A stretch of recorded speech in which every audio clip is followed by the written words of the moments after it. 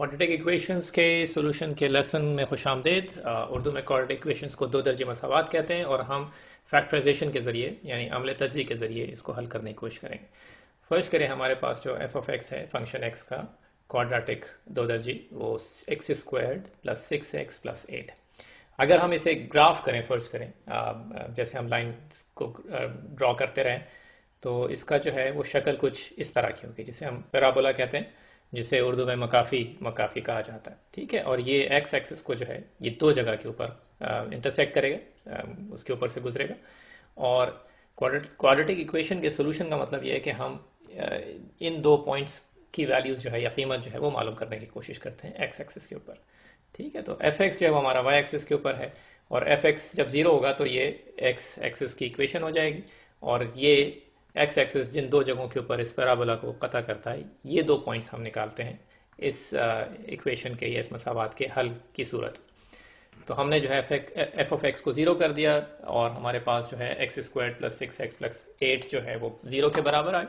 ये है हमारी दो दर्जी मसावात या क्वाड्रेटिक इक्वेशन जिसको हम अब हल करने की कोशिश कर रहे हैं। तो हम इसको जो है इस तरह से लिखते हैं कि हम x प्लस और एक हम इसमें नंबर जो है खाली जगह हमने छोड़ी हुई है टाइम्स एक्स प्लस फिर एक और खाली जगह छोड़ी है और यहाँ पे दो नंबर हम ऐसे लिखेंगे कि अगर हम इन दो चीज़ों को आपस में, दो एक्सप्रेशंस को या सारियों को आपस में मल्टीप्लाई करें, ज़रब दें, तो हमारे पास जो एल्जेब्रिक एक्सप्रेशन है इज़हारिया है x square plus 6x plus 8 वो हमें मिल जाएगा। ठीक है, अब जो मेथड है जिससे हम इसको सॉल्व करेंगे वो ये है कि हम 6 जो है जो कोफिशेंट है अददी सर है एक्स का उसको देखते हैं और हम आखिरी नंबर जो प्लस 8 है यहाँ पर उसको देखते हैं। ठीक है, और उसके बाद हम फिर 8 के फैक्टर्स जो हैं वो लिख लेते हैं। मसलन वो नंबर के जो अगर 8 से आप यानी उनको तकसीम दें 8 को तो पूरा पूरा तकसीम हो जाएगा, तो 1 2 4 8 ये वो नंबर हैं कि जो 8 के फैक्टर्स हैं जो 8 और से छोटे है उसके बराबर है।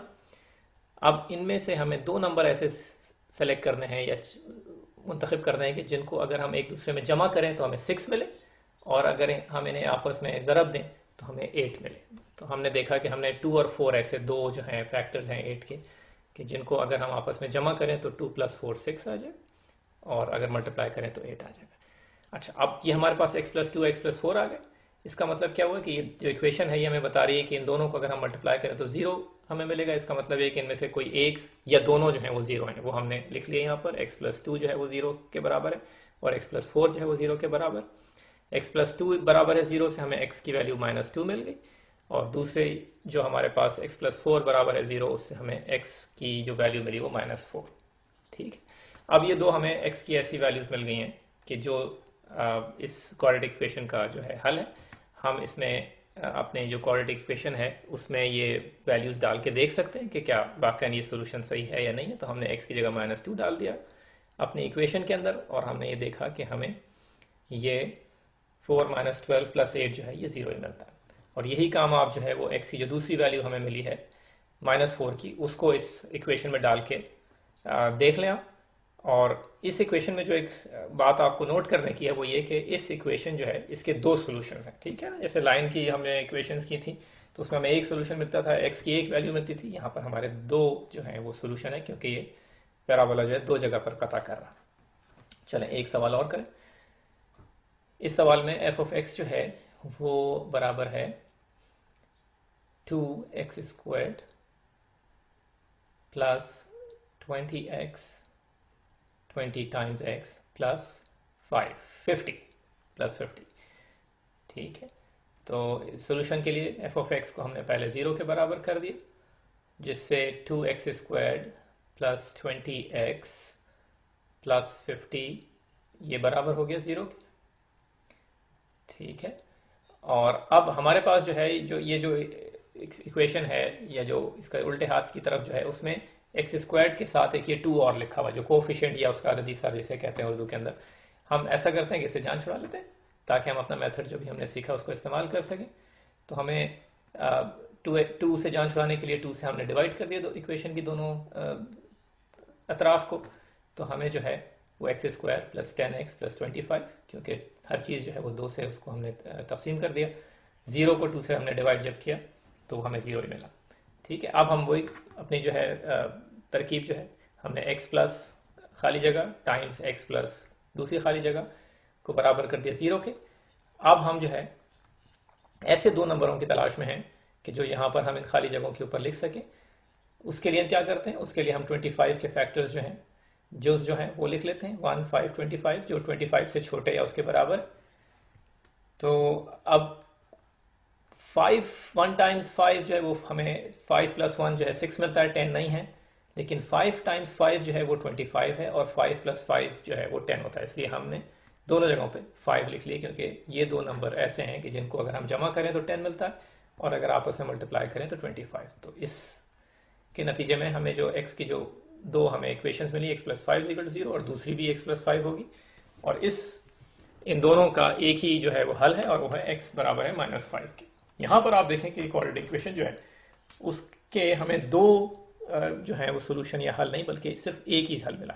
और ये सिर्फ उसी सूरत में हो सकता है कि जब हमारा जो पैराबोला है वो इस तरह से एक्स एक्सिस को टच कर रहा हो या उसको उस जगह पर मिल रहा हो एक्स एक्सिस से, यानी उसका जो सबसे नीचे वाला जो वर्टेक्स जिसे कहते हैं रास उर्दू के अंदर, वो सिर्फ एक्स एक्सिस के ऊपर हो और बाकी पैराबोला जो है वो एक्स एक्सिस के ऊपर हो।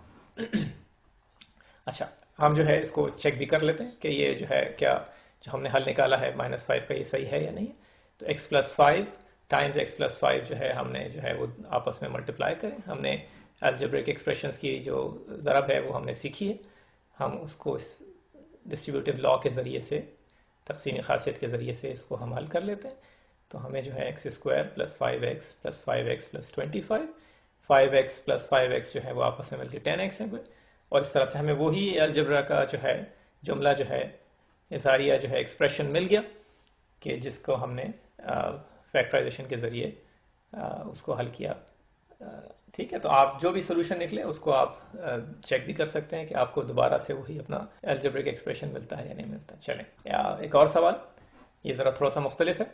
इसमें x² - x - 30, हम इसको दोबारा से जो है वो अपने फैक्टराइजेशन के ज़रिए से या अमल तजज़ी के ज़रिए से हल करेंगे। हमें दो नंबर चाहिए जिनको अगर हम जमा करें आपस में तो हमें -1 मिले, क्योंकि x का जो कोफिशिएंट है या अददी सर जो है वो -1 है। और अगर आपस में इनको मल्टीप्लाई या ज़रब दें तो -30 मिले। अब और हम कैसे करते हैं, 30 के जो है उसके सारे फैक्टर्स लिख लेते हैं। 1 2 3 5 6 10 15 और 30, ये वो सारे फैक्टर्स हैं जो 30 को जो है पूरा पूरा डिवाइड करते हैं।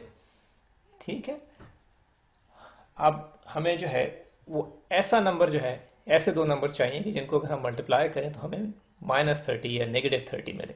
इसका मतलब है कि इनमें से एक नंबर जो है वो यकीनन नेगेटिव होगा, क्योंकि अगर दोनों नेगेटिव होते तो हमें उनका जो मल्टीप्लाई करते तो माइनस ना मिलता साइन। इसी तरह से अगर दोनों प्लस होते तब भी हमें नेगेटिव जो है वो मल्टीप्लाई करने के बाद ना मिलता। तो अब हम जो है इन दो नंबर जो है बीच में 5 और 6, इनको अगर हम गौर से देखें तो 5 × 6 जो है वो 30 होता है। और 5 और 6 को अगर ऐड करें ऐसी सूरत में कि -1 आए, वो उसी सूरत में हो सकता है जब हम -6 और +5 को आपस में जमा करें। ठीक है, तो हमने पहला नंबर -6 ले लिया और दूसरा नंबर जो है वो हमने 5 ले लिया। तो 5 - 6 -1 हो गया और -6 को मल्टीप्लाई किया जब हमने 5 से तो -30 मिल गया। ठीक है, तो आपने देखा किस तरह से हमने साइंस जो है नंबरों की उनको भी इस दफ़ा इसमें हमने देखा कि किस तरह से उन ऐसे नंबरों को तलाश किया जाता है। तो x जो है वो x - 6 = 0 जो है उससे हमें हल मिल गया x बराबर है 6 के, और x + 5 को जब हमने बराबर किया 0 के तो उससे हमें हल मिल गया x बराबर है -5 के। उम्मीद है कि आपकी समझ में आया होगा। आप जाइए जाके मज़े